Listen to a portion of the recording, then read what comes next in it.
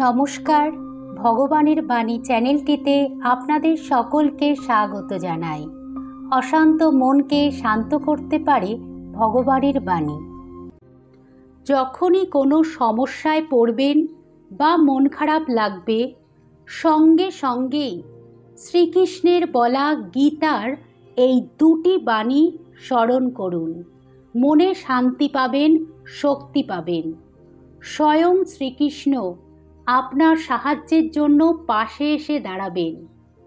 কি সেই দুটি শ্লোক জানতে হলে ভিডিওটি প্রথম থেকে শেষ পর্যন্ত দেখুন।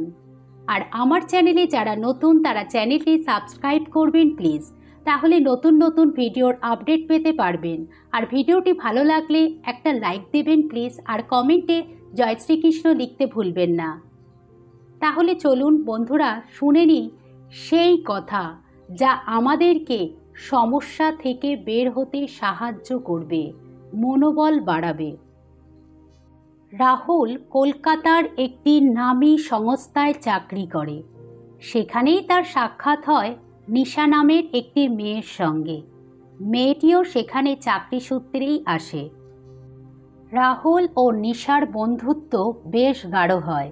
ওরা একে অপরকে ভালোবাসতে শুরু করে। অবশেষে বিবাহও করে নেয়। বেশ সুখেই তাদের দিন কাটছিল। এমতাবস্থায় হঠাৎই তাদের সংস্থা বিরাট বড় লসের সম্মুখীন হয় ও সংস্থাটি বন্ধ হয়ে যায়। রাহুল ও নিশা কাজ হারিয়ে একেবারে ভেঙে পড়ে।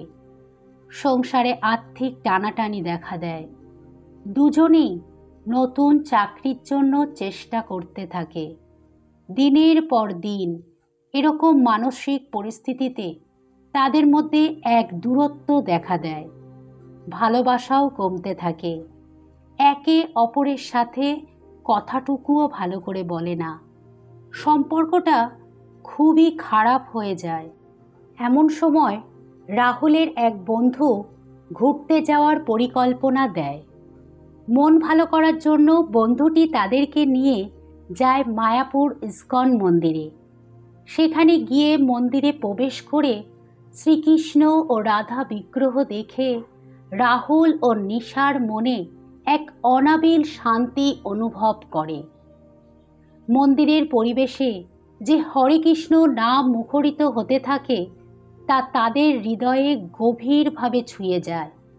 মন্দিরের বাইরে গাছের তলায় বসে থাকা এক সাধুকে দেখে রাহুল তার কাছে গিয়ে তার সমস্ত সমস্যা জানায়। সাধুটি তখন একটু হেসে তাকে শ্রীকৃষ্ণের শরণাপন্ন হতে বলে। তাহলে সমস্ত সমস্যার সমাধান হবে। সাধুটি গীতায় বলা শ্রীকৃষ্ণের দুটি কথা বলেন। যে কোনো সমস্যায় পড়ে রাহুল যদি ওই দুটি কথা স্মরণ করে তাহলে স্বয়ং শ্রীকৃষ্ণ এসে সমস্যা থেকে বেরিয়ে আসার পথ দেখাবেন। মনে শক্তি পাবে, আর সেই শক্তি দিয়ে সে নতুন চাকরিও পেতে পারবে খুব তাড়াতাড়ি। সাধুটি রাহুলকে সেই শ্লোক দুটি বললেন। 1.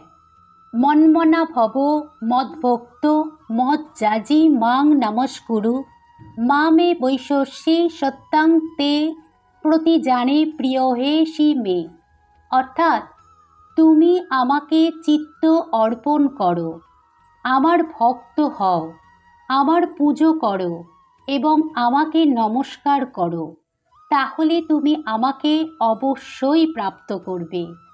এই জন্য আমি তোমার কাছে সত্যই প্রতিজ্ঞা করছি, যেহেতু তুমি আমার অত্যন্ত প্রিয়। 2.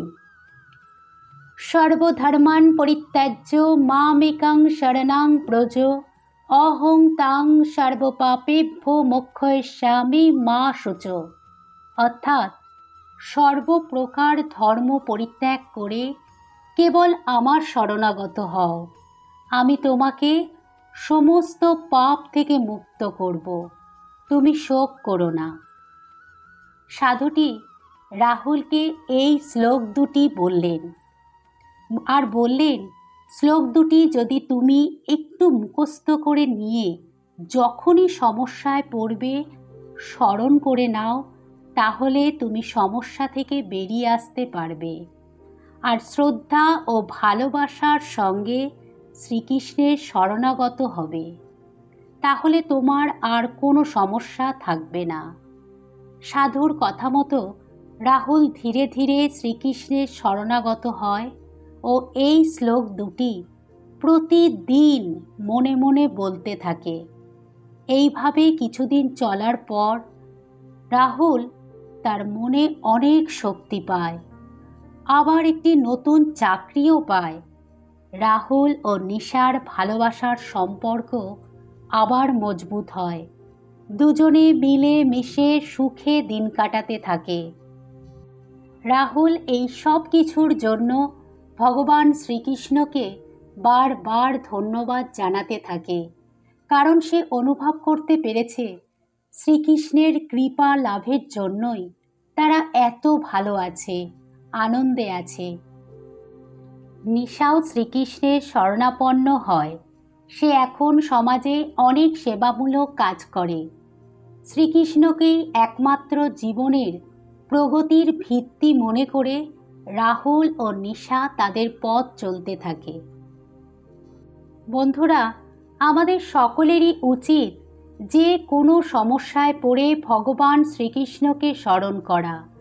যেভাবে রাহুল ও নিশার জীবনে পরিবর্তন এসেছিল, আমাদেরও জীবন সমস্যামুক্ত হয়ে সুখের হয়ে উঠবে। আর গীতায় বলা এই শ্লোক দুটি সর্বদা মনে রাখবেন ও মনে মনে স্মরণ করবেন। সংস্কৃত শ্লোকটি যদি মনে করতে অসুবিধা হয়, তাহলে আমি যে বঙ্গানুবাদটি দিয়েছি সেটি স্মরণ করবেন, একই ফল লাভ হবে। বন্ধুরা, এবার জেনে নিই কিছু অনুপ্রেরণামূলক উক্তি। 1. লোকেরা কি বলবে বা ভাববে তা নিয়ে চিন্তা করা বন্ধ করুন। এই চিন্তাই যে কোনো মানুষকে সফলতা অর্জন থেকে বিরত রাখতে যথেষ্ট। তার সম্পর্কে মানুষের মতামত কি হবে বা মানুষ তার বিচার করবে কিনা, এই কারণে একজন ব্যক্তি কোনো কাজ করতে সক্ষম হয় না। 2. আপনি যদি সাফল্য পেতে চান, তবে আপনার মন খোলা রাখুন এবং সেই লক্ষ্য অর্জনের জন্য যা প্রয়োজন তা করুন। 3. নেতিবাচকতা থেকে দূরে থাকুন। আপনি যতবারই ব্যর্থ হন না কেন, আপনার ভাগ্য খারাপ ভেবে চেষ্টা করা বন্ধ করবেন না। আপনি চেষ্টা চালিয়ে যান, দেরি হলেও সফলতা অবশ্যই পাবেন। বন্ধুরা, আশা করি ভিডিওটি আপনাদের উপকারে আসবে। সকলে ভালো থাকবেন। জয় শ্রীকৃষ্ণ। রাধে রাধে। ধন্যবাদ।